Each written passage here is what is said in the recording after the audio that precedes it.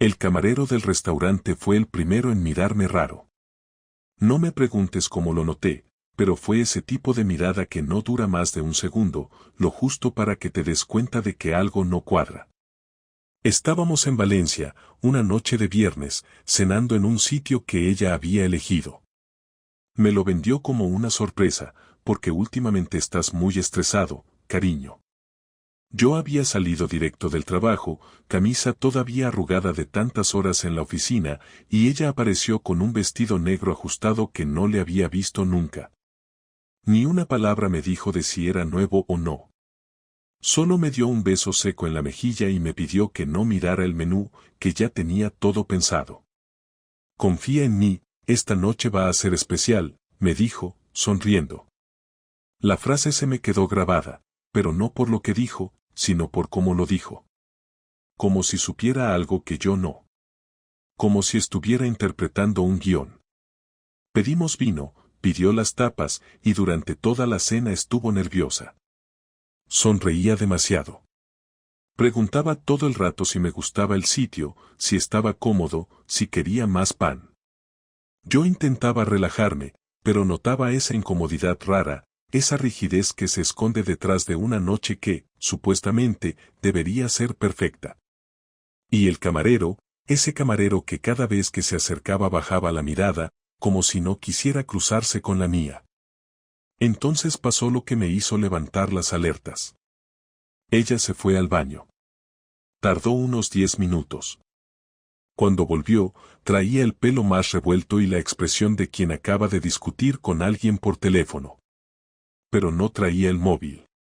Y ahí fue donde algo me hizo clic. No llevaba bolso esa noche, y yo no recordaba que lo hubiera dejado en la mesa. No lo tenía en la mano. Pero sí recuerdo perfectamente que cuando nos sentamos, ella lo sacó para enseñarme un meme. Entonces, ¿dónde coño estaba su móvil? La cena siguió, pero yo ya no estaba allí. Mi mente se había ido a otro lado. A revisar mentalmente cada gesto, cada detalle, cada cosa que no encajaba. No dije nada, porque no tenía pruebas de nada, y porque no quería convertirme en ese marido paranoico que se inventa historias. Pero no podía ignorar lo que acababa de pasar. Al salir del restaurante, me propuso caminar por la playa. Eran cerca de las 11. Yo acepté solo porque quería tiempo para observarla más. Caminaba descalza por la arena, como si fuera libre. Como si estuviera en otro lugar. Se giró, me miró, y me besó sin que yo se lo pidiera. Ese beso fue distinto. No fue tierno. Fue desesperado. Como si intentara convencerme de algo. Cuando llegamos al hotel, me dijo que se sentía cansada y que prefería dormir temprano. Me besó en la frente y se metió en la cama con una naturalidad que me dio escalofríos. Yo me quedé en el balcón, fumando un cigarro que no sabía que necesitaba. Miraba las luces del paseo marítimo y pensaba en el camarero. En esa mirada. En el móvil desaparecido. En el beso sin alma. En esa frase, esta noche va a ser especial. Y entonces ocurrió. Desde el balcón, a unos 50 metros del hotel, vi a un tipo apoyado contra una farola. Llevaba vaqueros oscuros, camiseta blanca y una chaqueta que conocía demasiado bien. No por el tipo. Por ella. Esa chaqueta se la había visto doblada sobre una silla en nuestro salón. No era suya. Ella me había dicho que era de su prima, que se la había dejado olvidada. Yo, como un imbécil, lo creí. El tipo estaba allí, mirando el hotel. Sin moverse. Como si estuviera esperando a alguien. Encendí otro cigarro solo para mantener la calma. Lo observé durante 15 minutos. No hablaba por teléfono. No hacía scroll en su móvil. Solo miraba hacia el hotel. Miraba hacia mi habitación. Me metí de nuevo en el cuarto, ella dormía boca abajo, la cara vuelta hacia la ventana, como si estuviera agotada. No quise despertarla. Me duché, apagué la luz y me acosté, pero no cerré los ojos en toda la noche. Estuve horas escuchando el sonido del tráfico, repasando cada conversación de las últimas semanas, cada excusa que había aceptado sin cuestionar. A las 7, cuando ella seguía dormida, bajé a recepción. Pedí el registro de llamadas entrantes de la habitación. La recepcionista me dijo que no podían darme esa información. Le solté que era mi tarjeta la que pagaba todo y que si no me lo daban, montaba un escándalo. Me imprimió una hoja sin mirarme a los ojos. 4 llamadas entrantes durante la noche. Una a las 10:45. Otra a las 11:26. Otra a las 12 y otra a las 2:30 de la mañana. Todas desde un mismo número móvil. No atendió ninguna. Pero no hacía falta. Volví a subir. Ella ya estaba despierta, en bata, en el baño, lavándose los dientes. Me miró por el espejo y me dijo: ¿dormiste bien? Le respondí que sí, pero con una voz que ya no era la mía. Era la voz de alguien que acababa de empezar a cavar en algo muy profundo. Y lo que iba a encontrar allí dentro, te lo juro por lo más sagrado, fue mucho peor de lo que pensaba. Me vestí sin hacer ruido, cogí la tarjeta del hotel y salí a la calle. Eran las 8 menos cuarto. La brisa del mar olía a sal y a humedad de madrugada.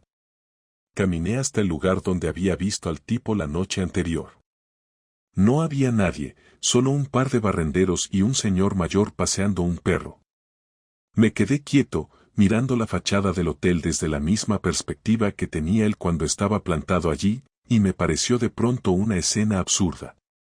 No sabía quién era, no tenía ninguna prueba concreta, pero dentro de mí todo ya estaba decidido. Ya no se trataba de si confiaba en ella o no, sino de que me sentía fuera de mi propio matrimonio, como si me hubieran apartado sin siquiera avisarme. Regresé al hotel sin hacer ruido, pasé por recepción sin mirar a nadie, entré en la habitación y la encontré vestida, maquillada, peinada como si llevara despierta desde las 6 de la mañana. Olía a perfume, uno que no era suyo, y me dijo con voz suave que había pedido desayuno a la habitación porque le apetecía mimarme después de tantos días estresantes. No tenías por qué, le dije mientras me sentaba en el sofá, fingiendo normalidad. Con que no desaparezcas en medio de una cena ya es bastante. Ella frunció el ceño como si no entendiera de qué hablaba, pero no replicó. Se sentó frente a mí con una sonrisa medida, y empezó a contarme anécdotas de una clienta, cosas que no me importaban en lo más mínimo. Todo el rato gesticulaba demasiado, hacía pausas dramáticas, buscaba mi mirada como si necesitara validación constante.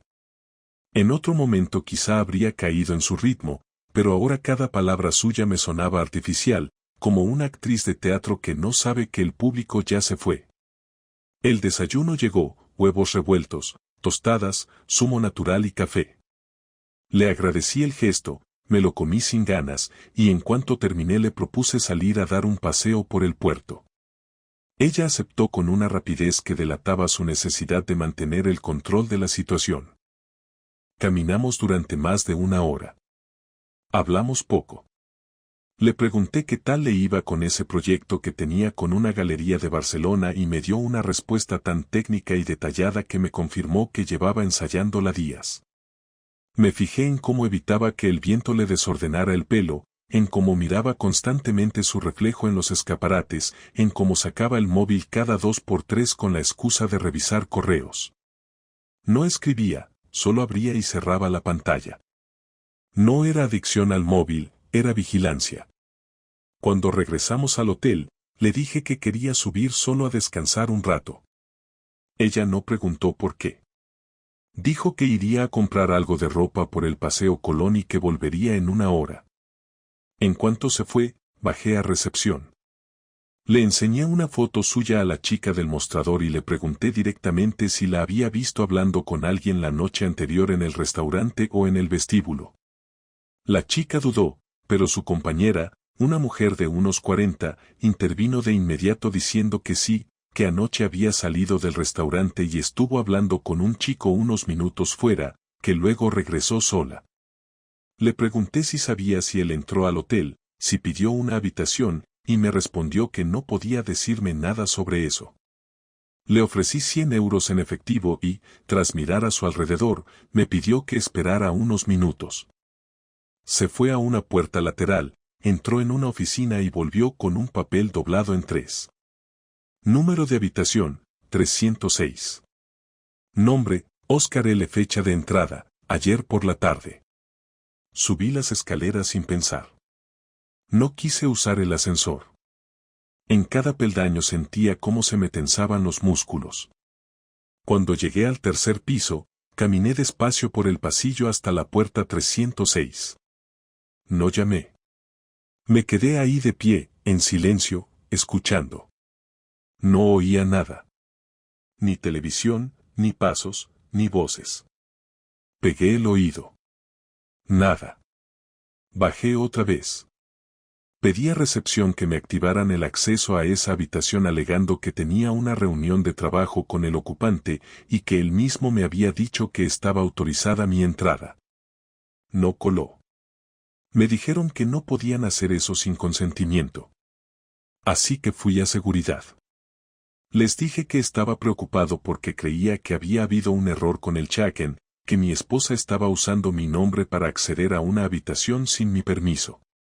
Me miraron raro, pero uno de ellos, al ver mi DNI y comprobar que efectivamente yo era uno de los huéspedes, aceptó acompañarme para ver si había algún problema. Volvimos a la puerta 306. Tocó él. Silencio. Volvió a tocar. Nada. Sacó su tarjeta maestra y abrió la puerta. La habitación estaba vacía. Impecable. Sin maletas, sin ropa, sin señales de que alguien hubiera dormido ahí. Se había ido. Sin hacer chácara aún, pero se había ido. Salimos, y cuando íbamos de camino al ascensor, lo vi. Estaba en el hall del hotel, hablando con alguien por teléfono, de espaldas. Reconocí la chaqueta. Me giré, le pedí al de seguridad que esperara un momento, que había olvidado algo, y bajé las escaleras 2 peldaños por segundo. Cuando lo alcancé, le toqué el hombro. Se giró. Alto, barba de 3 días, unos 35 años. Le pregunté si conocía a mi mujer. Me miró con cara de no entender nada. Le repetí la pregunta. Me preguntó quién era mi mujer. Le dije su nombre. Entonces lo vi en sus ojos. El pestañeo lento, el movimiento leve de cabeza hacia abajo, como si se estuviera preparando para lo que venía. No sabía que estaba casada, me dijo. Le pregunté desde cuándo. No respondió. Volví a preguntar. Entonces, sin dejar de mirarme, me dijo que desde hace un mes. Que se conocieron por un proyecto, que todo fluyó muy rápido, que ella le había dicho que no tenía pareja, que vivía sola, que viajaba mucho por trabajo. Me entró un temblor en la mandíbula. Quise golpearle, lo juro, pero me contuve. No por él. Por mí. Por no convertirme en un espectáculo más en mitad del vestíbulo de un hotel en Valencia. Le agradecí la sinceridad. Me pidió disculpas. Le dije que no eran necesarias. Y me fui. Subí a la habitación. Ella no había regresado aún. Su maleta seguía en el armario, su ropa colgando en las perchas, su cepillo de dientes en el baño, su perfume encima de la mesa. Me senté en el borde de la cama y me quedé mirando la pared, sin moverme. Sentía una mezcla tan compleja que no sabía si gritar, llorar, reírme o destruirlo todo. Me dolía el pecho como si me hubieran arrancado algo con las manos. Pero también, en lo más profundo, sentía una claridad absoluta, ya no había vuelta atrás. Cuando entró por la puerta 20 minutos después, su cara cambió al verme sentado así. Me saludó con voz nerviosa. Yo no dije nada. Solo la miré. Ella intentó mantener el juego. Me preguntó si quería comer algo, si me apetecía ir a ver una exposición por el centro. Le pedí que se sentara. Lo hizo, despacio. Me quedé en silencio unos segundos. ¿Desde cuándo estás con él? No lo negó. Ni siquiera fingió sorpresa. Bajó la mirada. Me dijo que no era lo que pensaba. Que había sido algo confuso. Que no sabía cómo contármelo. Que no quería hacerme daño. Que todo era muy reciente. Que aún me quería. Que no sabía cómo había llegado a ese punto. Que todo empezó como una colaboración profesional. Que la atención que él le daba la hizo sentirse viva. Que conmigo ya no se sentía escuchada. La dejé hablar. No la interrumpí. Necesitaba oírlo todo. Necesitaba sentir que cada palabra suya me empujaba un paso más lejos de ella. Cuando terminó, le dije que esa noche no dormiría allí. Que haría el check-out por la tarde. Que regresara a Madrid como quisiera, cuando quisiera. Que cuando yo llegara, ella ya no estaría en casa. No gritó. No lloró. No imploró. Se quedó sentada, con las manos entrelazadas, mirando el suelo. Lo siento, me dijo. No respondí. Solo me levanté, recogí mis cosas, salí de la habitación y bajé sin mirar atrás. La venganza, eso que muchos creen que llega como una explosión de rabia, en mi caso fue otra cosa. Y te lo contaré en la siguiente parte. Porque si hay algo que aprendí esa noche es que no hace falta gritar para hacer temblar el suelo. Regresé a Madrid el domingo por la noche.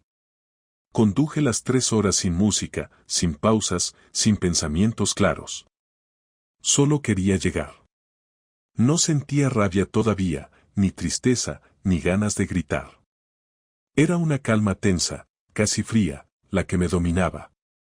Sabía que lo que venía a continuación no podía improvisarse, porque si me dejaba llevar por los impulsos, ella ganaría de nuevo. No me interesaba que llorara, ni que se disculpara, ni que intentara justificar nada. Solo quería verla enfrentarse a algo que no pudiera controlar. Lo que había hecho en Valencia no era un error ni un desliz. Era planificación. Y si ella había tenido tiempo para preparar su engaño, yo tendría tiempo para preparar mi respuesta. Cuando llegué a casa eran casi las 2 de la madrugada. Aparqué el coche frente al edificio, me quedé unos segundos observando las luces del portal y luego subí. Las llaves encajaron con la misma facilidad de siempre, el pasillo olía igual, pero todo me resultaba ajeno. Ella no estaba. No había dejado ninguna nota ni mensaje. En la encimera de la cocina había una taza vacía y su taza favorita junto a la cafetera. La de siempre, con un dibujo de un gato. La fregué y la guardé en el armario. Me duché, me vestí con ropa limpia y dormí en el sofá. No quería compartir la cama donde hasta hacía poco había creído que existía algo sincero. A la mañana siguiente me levanté temprano. Preparé café, abrí el portátil y empecé a escribir una lista.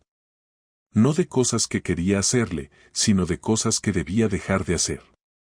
No llamarla, no responderle, no explicarle nada, no pedirle razones, no aceptar ninguna conversación que empezara con déjame explicarte.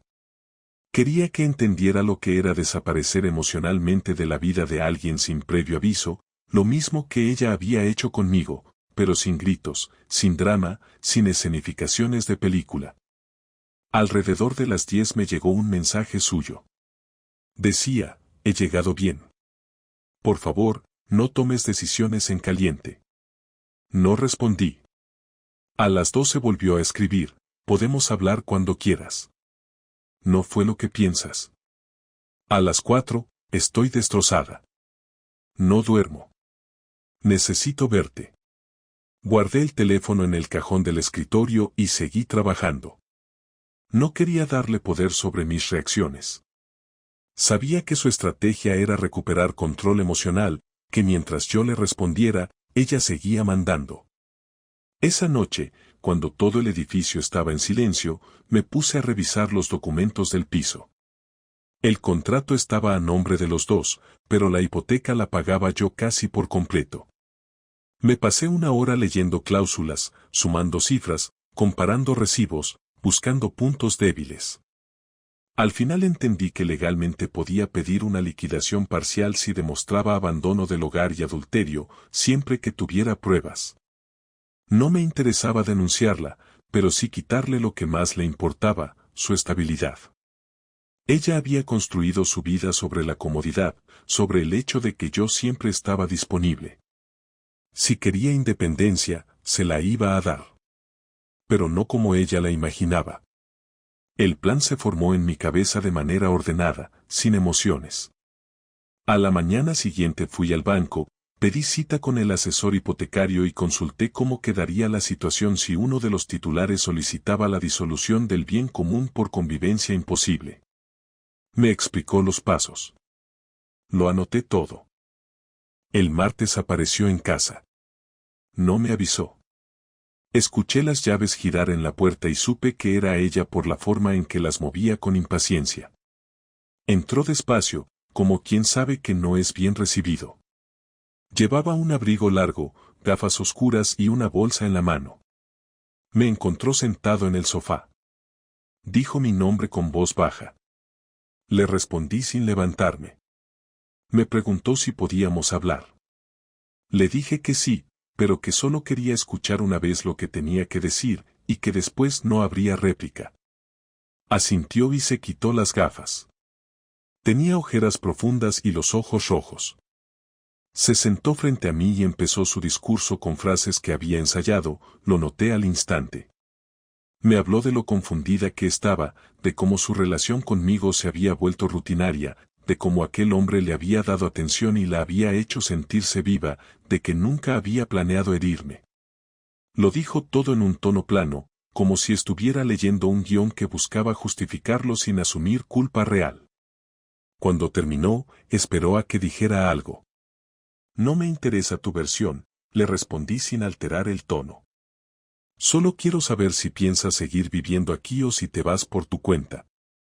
No voy a echarte, pero si te quedas, sabrás que somos dos desconocidos compartiendo techo. Se quedó callada unos segundos, sorprendida por la frialdad. Me preguntó si era todo lo que tenía que decirle. Le dije que sí. Intentó acercarse, pero levanté la mano para detenerla. Su respiración cambió. Dejó la bolsa en el suelo, me dijo que necesitaba tiempo, que aún me quería, que no era justo rendirse así. Me limité a responderle que no era yo quien había roto nada. Cogí mi abrigo y salí. La dejé sola en el salón, con su discurso aprendido y sin público. Esa misma noche cambié las contraseñas de todas las cuentas compartidas. Cancelé las tarjetas adicionales, bloqueé el acceso al correo familiar y separé los pagos del coche. Dejé la documentación en un sobre encima de la mesa del comedor. No incluí notas ni explicaciones. Cuando volvió a escribirme al día siguiente, diciéndome que necesitaba que habláramos, que no soportaba el silencio, no respondí. El jueves me mandó un audio llorando, pidiendo que por favor no hiciera nada impulsivo, que podíamos ir a terapia, que ella estaba dispuesta a todo. Ni siquiera lo escuché entero. El viernes me escribió un mensaje largo, admitiendo todo, pidiéndome perdón de 1000 maneras, diciendo que lo suyo con él había terminado, que no era nada serio, que se sentía enferma, que no se reconocía. Lo leí completo y luego lo eliminé. Ya no quería compasión. Quería que sintiera el vacío. El sábado fui a casa de mis padres. Les conté una versión resumida. Mi madre me dijo que tenía que mantener la cabeza fría, que no hiciera nada de lo que pudiera arrepentirme. Mi padre no dijo nada, solo me dio una palmada en el hombro. Cuando volví a casa, ella ya no estaba. La mitad de su ropa había desaparecido, también sus productos del baño, sus libros y su ordenador. Había dejado una nota en la mesa. Decía que se iría unos días a casa de su hermana, que necesitaba espacio, que no quería enfrentamientos, que esperaba que el tiempo nos hiciera ver las cosas con más calma. Rompí la nota en trozos pequeños y la tiré a la basura. Después me senté frente al ordenador y empecé el procedimiento para solicitar la disolución del bien común. Durante los días siguientes no supe nada de ella. Ni mensajes, ni llamadas. Supuse que esperaba que yo cediera primero. Pero no lo hice. Cuando recibí la notificación de la gestoría con la fecha de la cita para firmar la solicitud, sentí que por primera vez en semanas podía respirar con normalidad. No porque me sintiera libre, sino porque por fin había un orden lógico en el caos. 2 días después me llamó desde un número oculto. Contesté por impulso. Su voz sonaba distinta, contenida, casi profesional. Me dijo que aceptaba la separación, pero que quería verme una última vez para cerrar el tema en persona, sin reproches, solo para dejar las cosas claras. Dudé, pero acepté. No por curiosidad, sino porque necesitaba mirarla y comprobar que ya no quedaba nada. Quedamos el jueves siguiente en un café del centro, el mismo donde habíamos tenido nuestra primera cita hacía años. Llegó puntual. Llevaba un abrigo gris y el mismo perfume que aquella primera vez. Se sentó frente a mí, pidió un té y me preguntó cómo estaba. Le respondí que bien. Me observó un rato sin hablar. Después me preguntó si había alguien más. Le dije que no. Me dijo que ella tampoco. Lo dijo con un tono que no supe si era honesto o calculado. Me dio las gracias por no haber hecho público lo ocurrido, por no humillarla, por no buscar venganza. Le contesté que no necesitaba hacerlo, que su propio recuerdo sería suficiente. Se le llenaron los ojos de lágrimas, pero no lloró. Dijo que me deseaba lo mejor. Yo también se lo deseé. Pagó la cuenta, se levantó, y se fue sin mirar atrás. La seguí con la mirada hasta que salió del local y se perdió entre la gente. Esa fue la última vez que la vi. Esa misma noche, mientras cenaba solo, me llegó un correo de la gestoría confirmando que ella había firmado también. Cerré el portátil, apagué las luces y me quedé en silencio. No sentía alivio. Tampoco tristeza. Solo una calma densa, como si por fin todo hubiera encajado en su sitio. Lo que vendría después no sería reconciliación ni duelo. Sería otra cosa. Algo más tangible. Una semana después de aquella última reunión en el café, empecé a ejecutar lo que llevaba días preparando. No era venganza en el sentido clásico, sino una forma de ajustar las cuentas de manera práctica, sin violencia, sin insultos, sin darle la oportunidad de victimizarse. Si algo había aprendido de ella era que el control se mantenía en silencio, no con gritos. Y ahora el control era mío. Lo primero fue cerrar todos los proyectos en los que ella tenía participación indirecta. Durante años la había ayudado con sus encargos de diseño, revisando presupuestos, contactos, ayudándole con clientes que yo conseguía por mi trabajo en la agencia. Ella usaba mi red profesional sin reconocerlo abiertamente, pero yo lo sabía. Tenía acceso a varios correos de empresas que aún creían que trabajábamos juntos. En 2 días, envié una serie de mensajes formales explicando que ya no colaborábamos, que cualquier comunicación futura debía hacerse directamente conmigo. Cambié contraseñas, eliminé accesos compartidos y avisé al departamento de contabilidad de que a partir de ese mes todas las facturas conjuntas quedarían anuladas. Lo hice con precisión, sin sentimentalismo. Sabía que eso la dejaría fuera de varios proyectos importantes y que perdería ingresos en cuestión de semanas.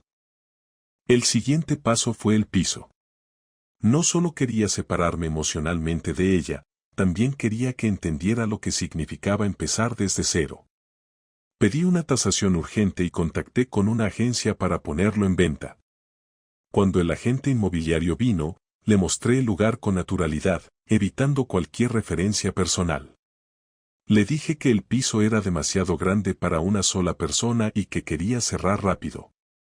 En menos de 3 días ya tenía 2 interesados. Le mandé un mensaje breve informándole que había iniciado el proceso de venta y que, al tratarse de un bien compartido, tendría que firmar los papeles si no quería complicaciones legales. Tardó casi un día en responder.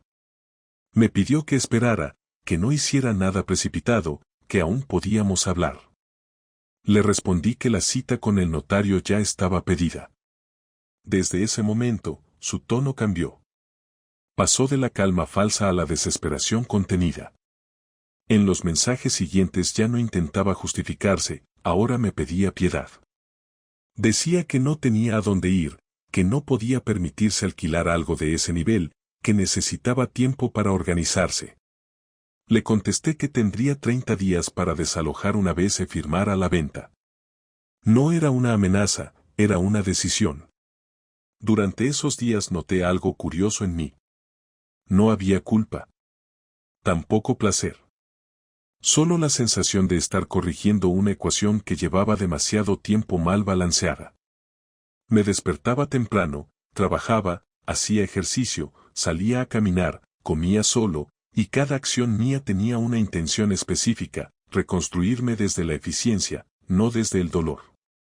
El domingo me llamó su hermana. No era una sorpresa. Su voz sonaba contenida, intentando mantener un tono civilizado. Me pidió que reconsiderara lo del piso, que pensara en todo lo que habíamos pasado juntos, que no actuara con frialdad. Le dije que esto no se trataba de venganza ni de castigo, sino de consecuencias. Ella insistió en que su hermana estaba muy mal, que había cometido un error, que se arrepentía, que no comía, que no dormía.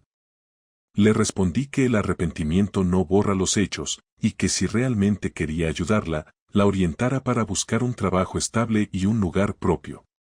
No hubo gritos. No hubo insultos. Solo silencio.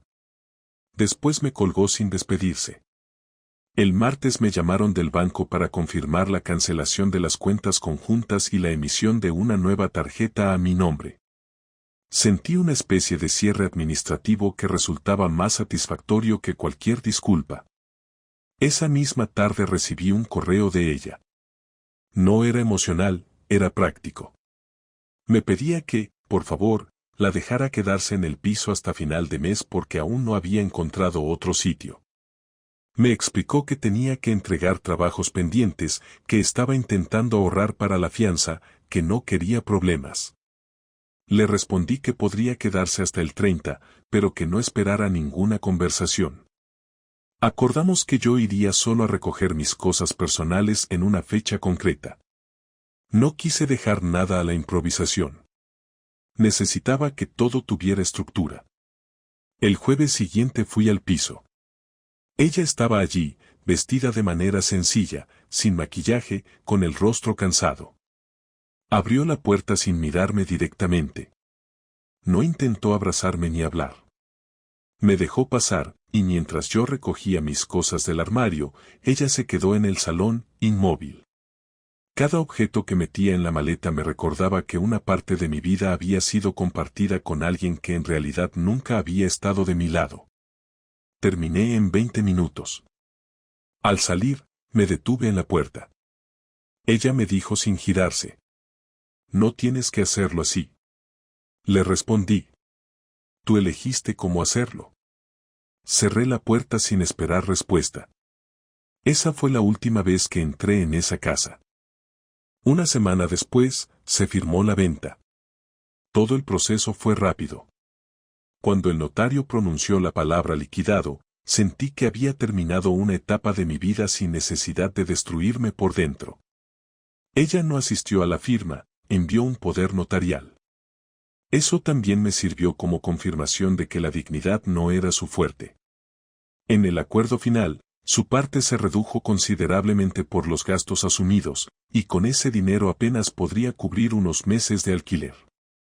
No lo hice por crueldad, sino por justicia. Nunca le robé nada, solo le quité el privilegio de seguir beneficiándose de lo que no merecía. Los siguientes días fueron tranquilos, al menos en apariencia. Yo seguía mi rutina con precisión. Empezaba a disfrutar de la ausencia de ruido emocional. Pero ella no desapareció del todo. Me llegaban correos indirectos a través de amigos en común.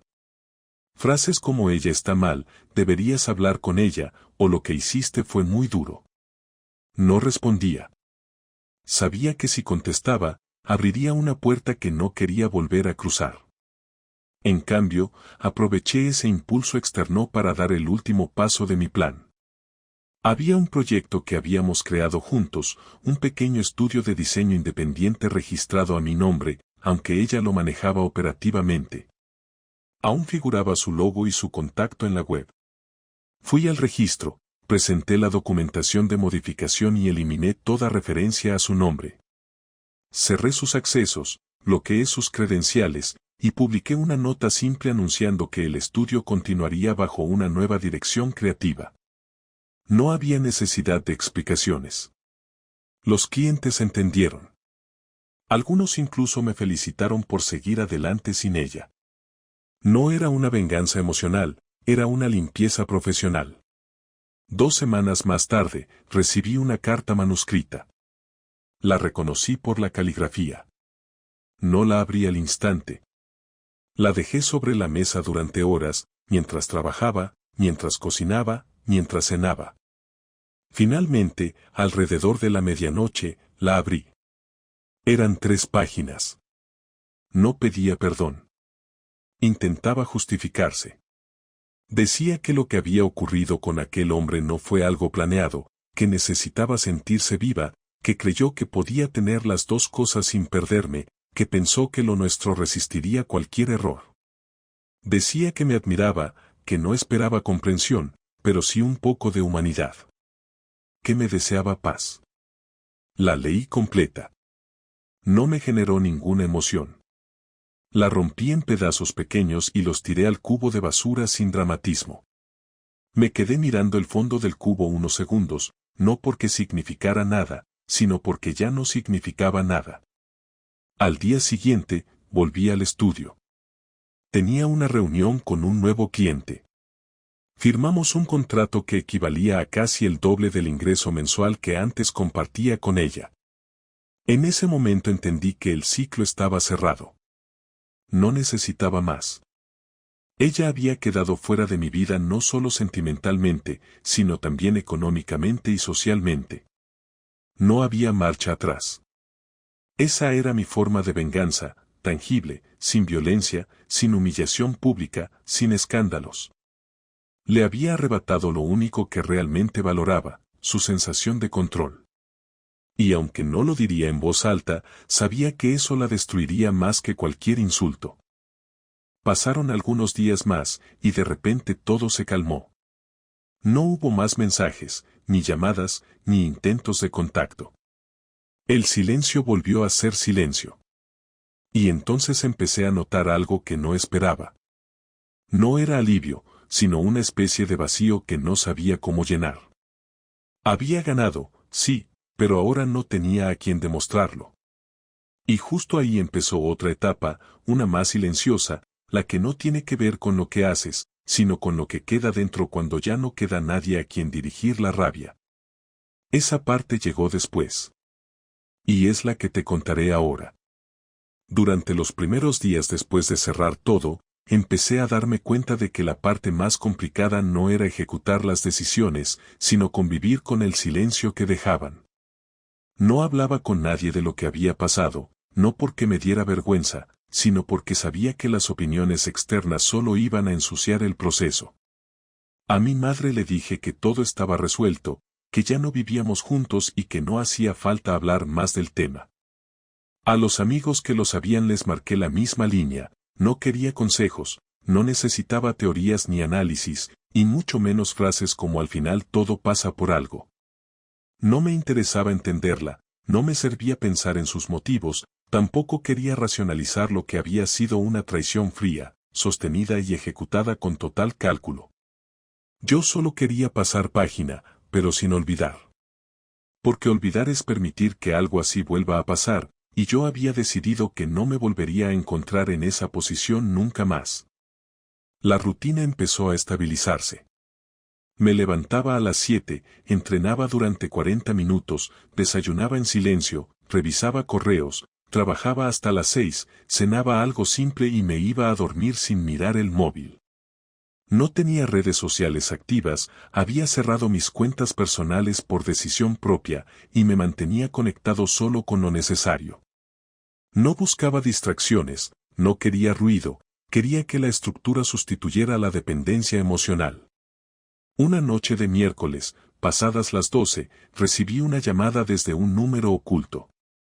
No contesté. Al día siguiente, otro intento. Luego 2 mensajes de voz que no escuché. El viernes, al salir del estudio, me encontré con su hermana esperándome en la acera de enfrente. No la había visto desde la llamada que me hizo pidiéndome comprensión. Cruzó la calle rápido en cuanto me vio y me saludó sin rodeos. Me pidió 1 minuto.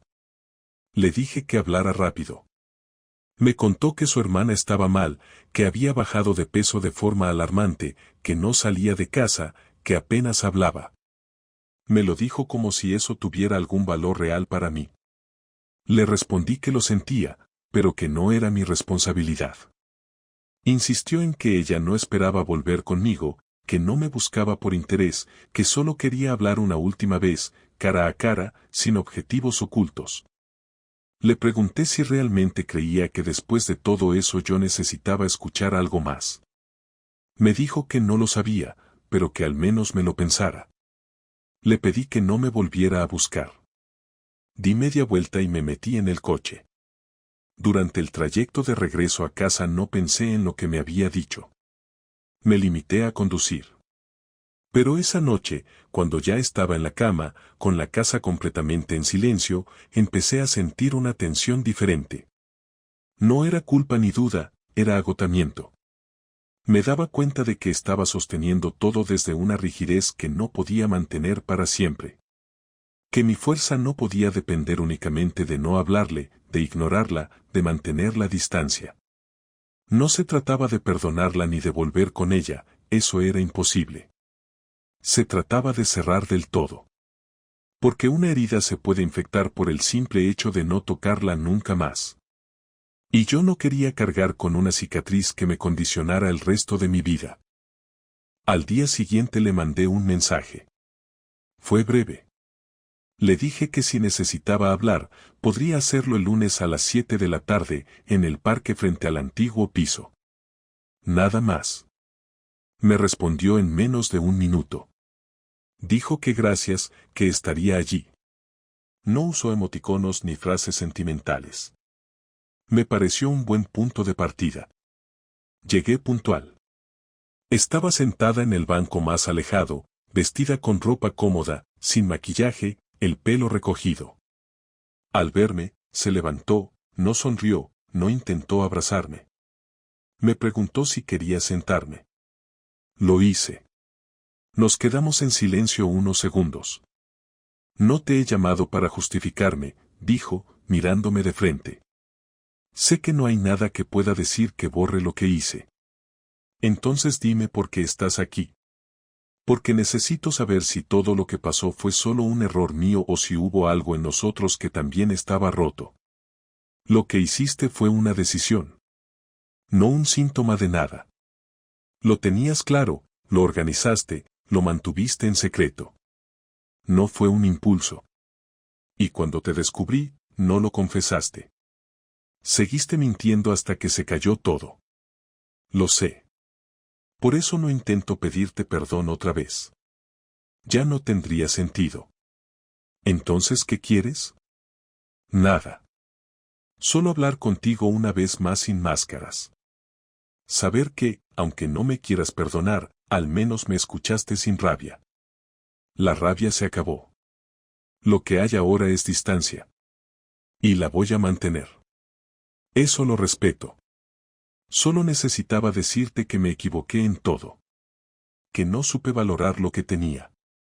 Que me sentí sola, confundida, débil, pero eso no me da derecho a haber hecho lo que hice. Y que lo que más lamento no es haberte perdido, sino haber perdido tu respeto. Lo perdiste cuando elegiste a alguien más y no fuiste capaz de decírmelo. Lo perdiste cuando saliste del restaurante para encontrarte con él y luego volviste a la mesa a fingir que todo iba bien. No puedo defender nada de eso. Solo puedo decirte que cada día desde entonces ha sido más difícil que el anterior. No me importa cómo lo estés pasando. Porque cuando lo hiciste, no te importó cómo lo pasaría yo. Ella asintió. Bajó la mirada. Se le humedecieron los ojos, pero no lloró. Me preguntó si estaba bien. Le respondí que sí, que ahora sí lo estaba. Me preguntó si había alguien más. Le dije que no, pero que si algún día lo había, no se lo diría. Ella sonrió con tristeza. Me lo merezco, dijo. No estoy aquí para hacerte sentir peor.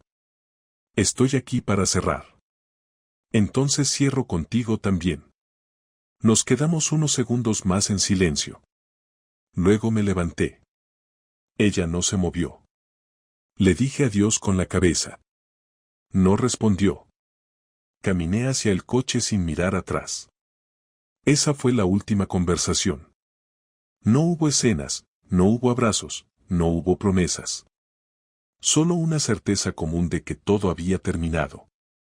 Cuando llegué a casa, me serví un vaso de agua, me senté en el sofá y me quedé en silencio. No había alivio, pero tampoco dolor. Era una quietud nueva, una sensación de haber recuperado el control absoluto sobre mí mismo. No tenía ganas de destruir nada, tampoco de reconstruir lo que fue. Solo quería empezar a vivir una vida donde ella ya no tuviera lugar, ni como recuerdo, ni como posibilidad, ni como herida.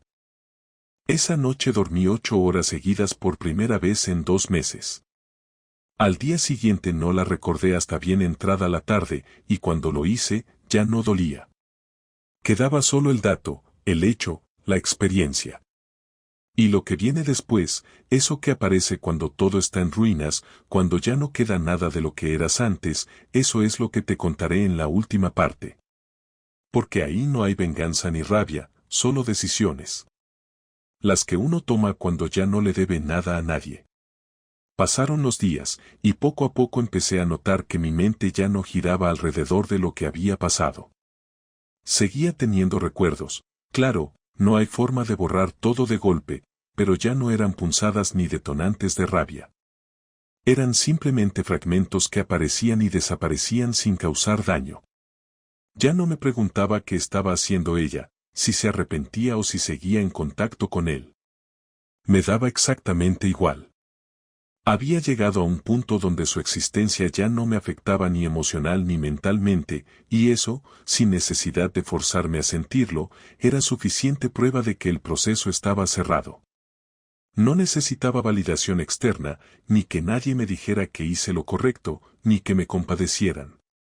Lo único que me importaba era mantener la estabilidad que había construido solo, desde la base, sin contar con nadie. Empecé a disfrutar del silencio de mi casa, de mis horarios sin interrupciones, de mis comidas sin discusiones, de mis rutinas sin exigencias ni explicaciones. Me tomaba el café por la mañana sin revisar el teléfono, trabajaba sin distracciones, y al llegar la noche me encontraba satisfecho con la tranquilidad.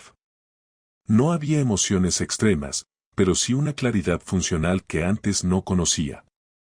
Un sábado por la tarde, mientras ordenaba documentos antiguos, encontré una carpeta que ella había guardado con fotos, billetes de avión, entradas a conciertos, tarjetas escritas a mano y dibujos que alguna vez me hizo. No sentí rabia ni tristeza. Me senté, las miré una a una, y en vez de destruirlas, las metí en una caja de cartón que luego cerré y etiqueté con la palabra cerrado. No necesitaba tirar nada. No era una cuestión de borrar el pasado, sino de dejarlo donde corresponde. Esa misma noche decidí hacer algo que venía postergando desde hacía semanas. Salí solo a cenar, sin avisarle a nadie, sin publicar nada, sin buscar compañía. Fui a un restaurante donde nunca habíamos estado, pedí una mesa para uno y me senté a observar a la gente. Vi parejas hablando sin escucharse, vi grupos de amigos riendo sin motivo, vi a camareros esforzándose por mantener la sonrisa, y me sentí tranquilo de estar donde estaba, sin deberle tiempo ni atención a nadie. Pedí una copa de vino, cené tranquilo, pagué sin mirar el total y volví caminando hasta casa. No era una celebración ni una liberación, era simplemente un paso más hacia la normalidad. Esa misma semana empecé a considerar cambiar de ciudad. No por huir de nada, sino porque sentía que Madrid ya no ofrecía ningún reto personal. Había demasiados lugares que me recordaban algo, demasiadas calles que contenían historias que no me interesaba revivir. Empecé a mirar opciones con calma. No tenía prisa, pero sí una determinación clara.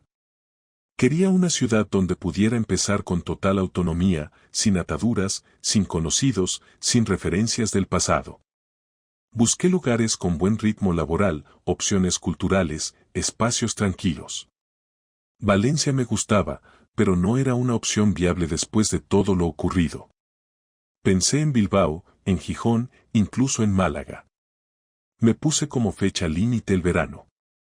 Si para entonces sentía que seguía firme en la decisión, me iría. Mientras tanto, seguí trabajando. El estudio funcionaba bien, los clientes eran constantes y los ingresos estables. Había logrado retener a todos los proyectos importantes y hasta había sumado 2 nuevos contratos gracias a una recomendación directa de un contacto que, curiosamente, antes estaba más vinculado a ella. No lo busqué, pero cuando llegó, no lo rechacé. Aprendí a separar las cosas. No tenía sentido perder oportunidades por vínculos rotos. Una tarde, durante una videollamada con ese nuevo cliente, me preguntaron si trabajaba solo o si tenía socia. Respondí con naturalidad que el estudio era exclusivamente mío. No preguntaron más, no hizo falta. Me sentí cómodo pronunciándolo en voz alta. No fue forzado, no fue fingido, fue simplemente cierto.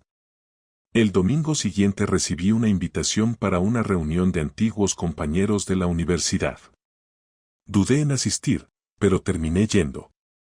Quería probarme en un ambiente social sin necesidad de justificar mi vida ni ocultar nada.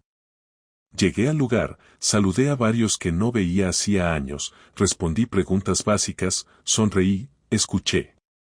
Uno de ellos me preguntó por mi ex, con tono despreocupado, como si aún fuéramos pareja. Le respondí que ya no estábamos juntos y que prefería no hablar del tema. Cambió rápido de tema. Nadie insistió. A los pocos minutos ya nadie hablaba de eso. Y entendí que el mundo sigue girando sin necesidad de detenerse por tus dramas personales. Con el paso de las semanas, empecé a salir más seguido, pero siempre bajo mis términos. Nunca con el objetivo de llenar vacíos, ni por buscar distracción, sino porque quería volver a tener contacto con personas reales, sin necesidad de explicar mi historia. Conocí a un par de personas interesantes, ninguna relación seria, ninguna intención de repetir lo anterior. Si había aprendido algo, era que las decisiones se toman desde la razón, no desde la necesidad de compañía. No buscaba amor, ni redención, ni otra oportunidad de construir algo desde cero. Me interesaba mi tranquilidad, mi independencia emocional, y cualquier vínculo que interfiriera con eso, quedaba fuera. Una noche de jueves, me crucé con una amiga en común que no veía desde hacía meses. Charlamos unos minutos en la puerta de un bar. Me dijo que había visto a mi ex recientemente, que estaba distinta, más delgada, más callada, que había dejado de trabajar temporalmente y que vivía con sus padres. No le pregunté nada. No hice comentarios. Ella notó mi falta de reacción y me dijo que no me lo contaba por morbo, sino porque pensaba que debía saberlo. Le respondí que no necesitaba saber nada, que mi vida ya no tenía relación con la de ella. Cambió de tema. Nos despedimos con amabilidad. Al llegar a casa, me serví un vaso de agua, abrí el portátil y retomé una lista que había empezado semanas atrás, cosas que no volveré a permitir. La actualicé con 3 puntos nuevos. Todos tenían que ver con los límites. La decisión de cambiar de ciudad se concretó en abril. Elegí Gijón. Firmé un alquiler por 1 año en un piso frente al mar, pequeño, moderno, funcional. Cerré el estudio en Madrid, lo trasladé completamente a modalidad online, informé a mis clientes y me despedí sin ceremonias. Hice la mudanza en 2 días, empaqué solo lo necesario, regalé la mayoría de las cosas compartidas y dejé el resto en un trastero. Al llegar a mi nuevo piso, colgué un único cuadro, el que siempre estuvo en mi despacho. Lo puse en la pared principal, me senté en el sofá y supe que ahí comenzaba una etapa nueva. No había final feliz, ni segunda oportunidad, ni redención. Solo la vida que seguía, sin necesidad de adornos. No volví a saber de ella, y no hice nada por cambiar eso. No la bloqueé, no la eliminé de todos lados, simplemente dejé que la distancia hiciera su trabajo. No deseaba que le fuera mal, pero tampoco me interesaba si le iba bien. Había sido parte de mi historia, pero ya no formaba parte de mi vida. No quedaban deudas, ni conversaciones pendientes, ni heridas abiertas. Solo decisiones tomadas y consecuencias asumidas. Así terminó todo. Sin explosiones, sin escenas finales, sin reconciliaciones vacías. Terminé distinto, más claro, más seco, más estructurado. No más fuerte, no más sabio, solo más realista. Aprendí que confiar no significa cerrar los ojos, que perdonar no es obligarse a olvidar y que la dignidad no se defiende con palabras, sino con acciones concretas. Y aunque esta historia no tenga giros épicos ni frases de consuelo, tiene lo único que importa cuando todo se derrumba, haber tomado el control cuando más lo necesitaba. Nada más. Nada menos.